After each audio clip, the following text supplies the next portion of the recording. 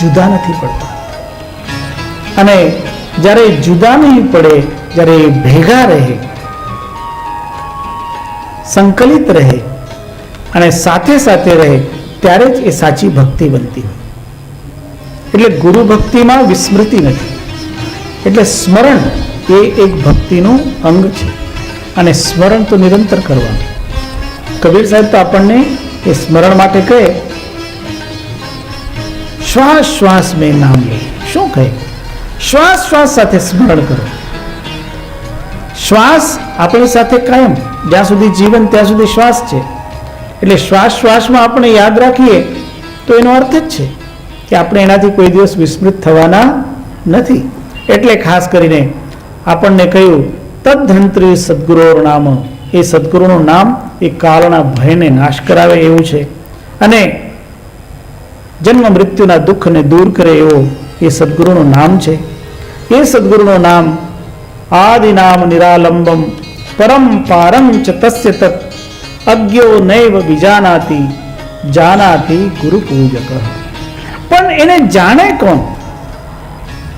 અજ્ઞો નૈવ વિજાનાતિ, જેને મહત્વ સમજો જ નથી, જ્ઞાન નથી, અજ્ઞાન છે. એ અજ્ઞાની વ્યક્તિ ગુરુના નામનું મહત્વ નથી સમજતા. ગુરુ જે નામ આપે, ગુરુ જે જ્ઞાન આપે, એ જ્ઞાનનું મહત્વ અજ્ઞાનીને ખબર નહીં પડે. એની ખબર પડે જે જાણતા હોય. હીરો હોય અને એ હીરો ખદાનમાંથી નીકળેલો હોય, એના પહેલ પાડેલા ન હોય, રસ્તામાં પડેલો હોય. જે વ્યક્તિ હીરાની ઓળખ નથી કરતા એના માટે એ પથ્થરો છે. જે હીરાને ઓળખે એના માટે એ અનમોલ રત્ન બની જાય, બહુમૂલ્ય થઈ જાય. કબીર સાહેબ એને કહે, હીરા પડા છાર में रहा पंख लपटाए, कहते कि मूर्ख पची हुए कोई पारखी लिया उठाए. હીરો ધૂળમાં પડી ગયેલો, ધૂળમાં પડેલો હીરો પારખી વ્યક્તિ ઉપાડે. જે પરખ કરી શકતા હોય, જે જ્ઞાન રાખતા હોય, એનો અજ્ઞાનીને ખબર નહીં હોય.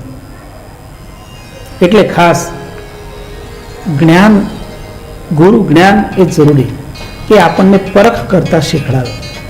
અને માનવી જે પરખ કરતા જાણે એ જ સાચા જ્ઞાની, એ જ સાચા પારખી. એટલે પરખ કરતા શીખવું એ એક બહુ મોટી કલા છે અને ગુરુ દ્વારા એ આપણને કલા પ્રાપ્ત થતી હોય. ગુરુ આપણને પરખ કરવાની રીત બતાવે, સમજાવે.